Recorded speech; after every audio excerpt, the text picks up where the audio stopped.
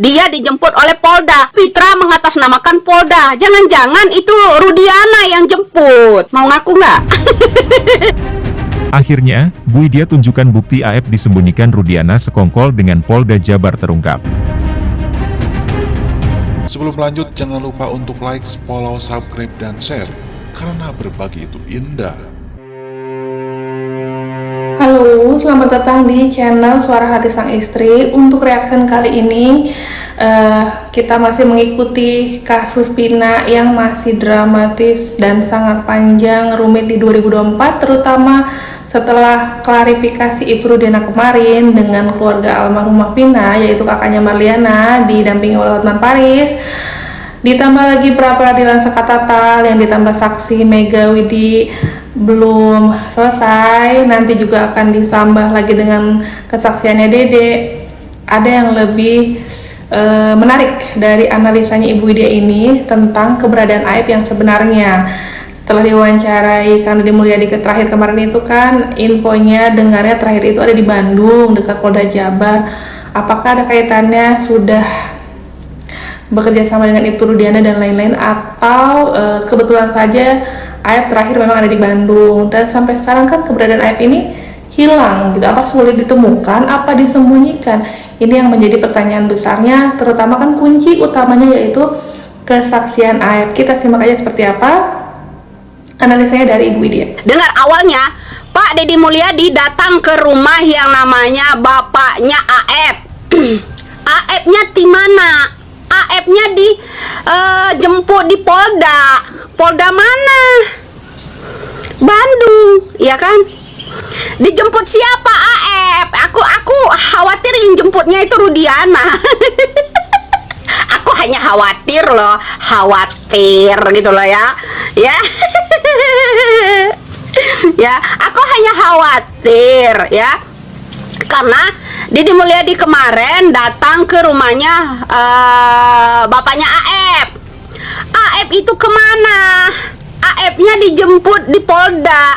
Polda mana? Nggak bisa jawab kan?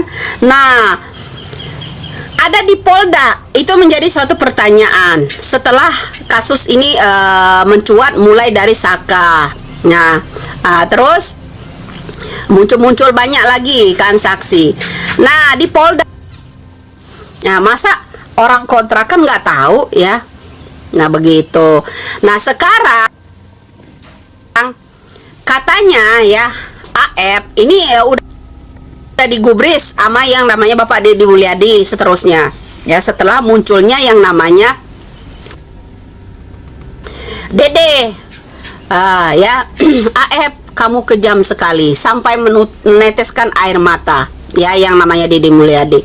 Aib kamu kejam sekali. Semakin diam itu orang, semakin nggak muncul tuh orang. Ya, nah itu muncul, tahu nggak? Sama Fitra. Makanya saya ada insting ya, kenapa? Jangan-jangan kata bapaknya Aib itu dia dijemput oleh Polda. Fitra mengatasnamakan Polda. Jangan-jangan itu Rudiana yang jemput.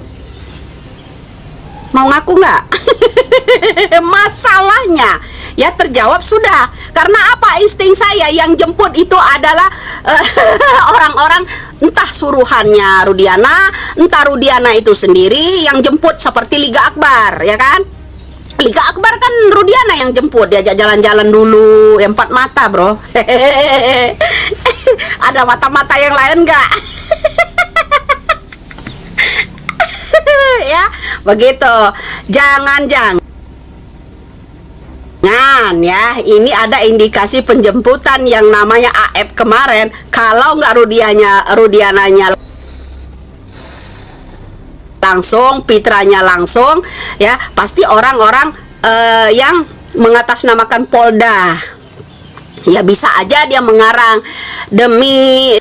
Nah, ini kan memang dari awal itu kecurigaan terutamanya itu terakhir keberadaan Aib ini kan sekarang sangat dicari dan susah memberikan informasi gitu kan. Gimana kesaksiannya setelah Dede yang sudah berani akhirnya jujur membuka fakta, dia merasa bersalah dengan kesaksian palsunya di tahun 2016 itu. Giliran Aep yang dicari-cari, susahnya minta ampun nih sekarang. Sampai Aep itu diisukan ada di UGD lah, diisukan sakit dan lain-lain. Tapi Aep ini ada isu juga ditambah dilindungi oleh 3 orang. Nah, siapakah orang itu? Kenapa Aep susah muncul untuk dicari dan diberikan dan gimana caranya Aep ini diberi kesempatan lah untuk menjelaskan gitu kejadian yang sebenarnya seperti apa di tahun 2016 silam itu. Apakah sama sinkron dengan penjelasannya Dede? Ini yang benar-benar dicari sampai sekarang supaya kasus Pina ini lebih mengedepankan bukti yang mengarah ke kecelakaan atau bukti ke arah pembunuhan.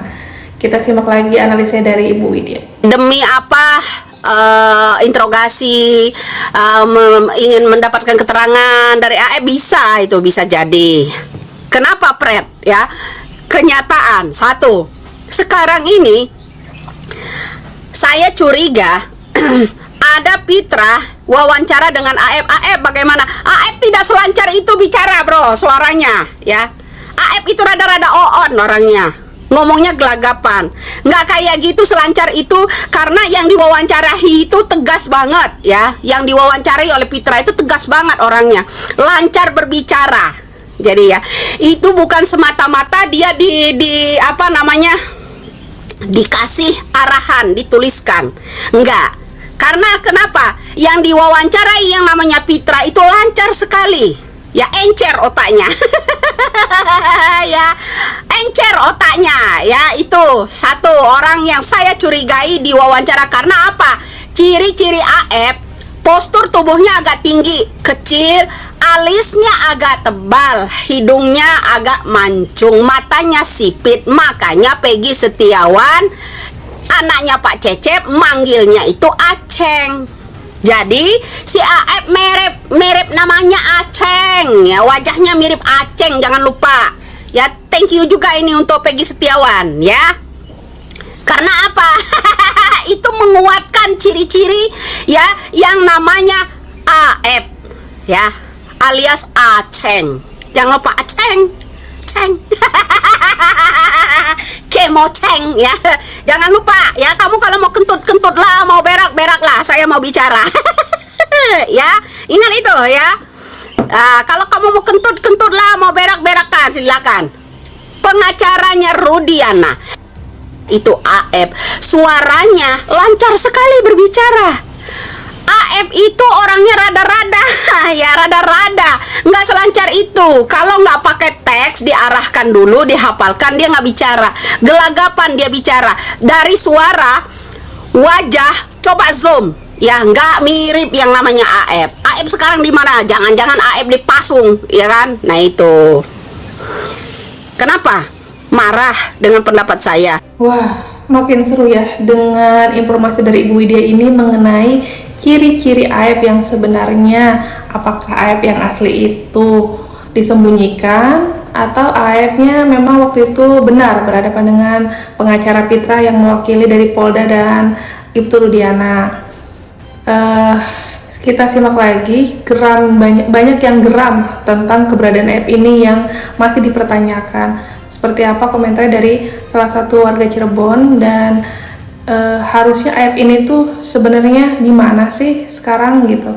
Apakah sudah diamankan atau belum gitu sih? Coba kita simak lagi.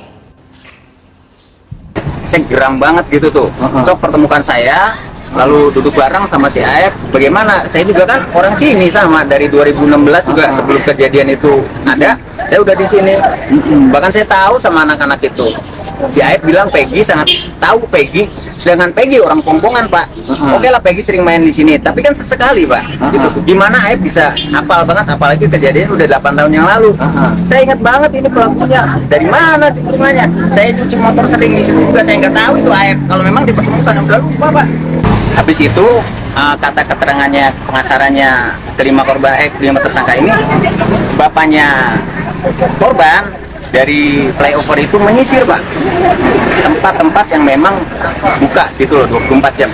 Ketemulah sama AEP di situ, ngasih kontaknya bapaknya korban gitu loh, Pak Rudiana. Kalau emang ada lihat sesuatu yang mencurigakan, kabarin saya. jam 2 itu, jam 5-nya si Aep telepon lah Pak Rudi, Pak ini Pak saya melihat Pak pada malam itu begini, datang langsung ditangkap. Oh, awal mulanya tuh kayak gitu ya. Berarti ini bisa kemungkinan Aep memanfaatkan situasi kematian almarhum Pina, walaupun secara misterius ini kematian Pina masih mengarah apakah murni kecelakaan atau dibunuh oleh tersangka lain atau pelaku yang ternyata masih bebas kah di luar sana, bukan 7 tersangka yang sekarang masih di penjara, terpidana yang masih di penjara ya. Bisa jadi pelakunya salah sasaran atau gimana ini ke depannya kan gitu. Kalau memang 7 tersangka ini salah orang, malah yang ini sempat ribut dengan Aep dan mungkin Aep dendam atau gimana, itu juga kan termasuk kejahatan untuk Aep, dan Aep bisa jadi tersangka nih kalau memang nanti membuktikan dari sisi Sakatatal dan Sakatatal ini bisa mendapat pra peradilannya lancar, buktinya kuat untuk membebaskan 7 tersangka yang masih di penjara. Bisa jadi Aep nanti yang berikutnya jadi tersangka. Gimana tanggapannya atau komentarnya ini? Dan siapa yang tahu sekarang Aep berada di mana yang sebenarnya? Ini yang menjadi pertanyaan, dan masih marak di luar sana adanya. Sekarang juga Ibtu Rudiana sibuk memberikan klarifikasi. Terakhir kemarin Ibtu Rudiana juga memberikan klarifikasi awal mula kematian anaknya seperti apa. Kita simak ya. Anak saya meninggal dengan keadaan yang memang perlu mungkin saya ambil langkah-langkah untuk mencari penyebab daripada meninggalnya, karena luka-lukanya yang saya lihat seperti ada hal-hal atau mungkin perbuatan-perbuatan lain, sehingga hati saya terketuk sebagai orang tua untuk mencari penyebabnya. Dan kebetulan ada orang yang melihat dan tanggal 31 Agustus setelah saya datang ke Jalan Perjuangan di depan SMP 11 bertemu dengan saudara A dan D, dan kemudian dia menyampaikan kalau melihat kejadian tanggal 27 saat itu sebagai orang tua saya punya keinginan untuk lebih mencari tahu. Katanya Dede itu berbohong, katanya dia berbohong karena bapak suruh. Dia mengaku-ngaku ada kejadian, benar nggak bapak yang Itu dulu? tidak benar, Pak. Saya Bapak akan laporkan ke polisi? sudah kita laporkan. Yang bikin BAP siapa? Yang bikin penyidik reskrim, Pak. Saya cuma pelapor ketika sudah menggali sebentar 15 menit dan mereka mengakuin, kita serahkan ke reskrim yang melakukan pemeriksaan. Kalau saya sendiri sebagai pelapor tidak ada rekayasa, Bang. Ya. Pada saat kami menggali informasi dari para terpidana, itulah yang saya tuangkan di LP dan berita acara. Kemudian penyidik reskrim melakukan pengembangan terhadap para terpidana tersebut yang dituangkan di berita acara. Maksud saya, apa mereka waktu itu dalam keadaan mabuk pelaku itu? Tidak, Bang.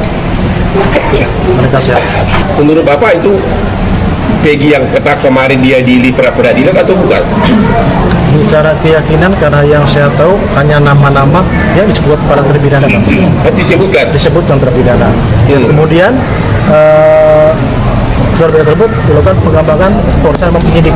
Mungkin penyidik yang lebih jelas, Pak. Oh begitu. Kalau yang 2 lagi fiksi itu nggak tahu juga, Pak? Saya tidak tahu. Nggak tahu ya. Sisi saya hanya sebagai pelapor, yang mana melaporkan adanya suatu tindak pidana terhadap almarhum anak saya. Jadi nggak tahu kenapa Dede sama Aep tidak dibawa bersumpah di depan persidangan. Iya. Sebenarnya ini ceritanya udah mulai sinkron ya, berurutan lah sesuai.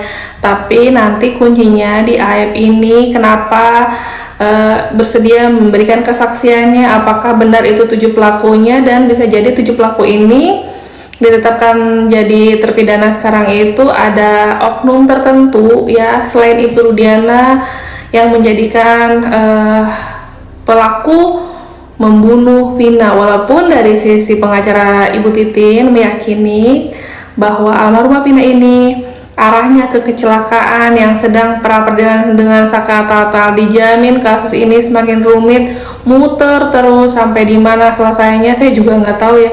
Tapi update aja terus ikutin, seru banget untuk kasus ini, dapat edukasi juga. Dan terima kasih yang sudah menonton channel Suara Hati Sang Istri untuk kali ini. Terima kasih, bye.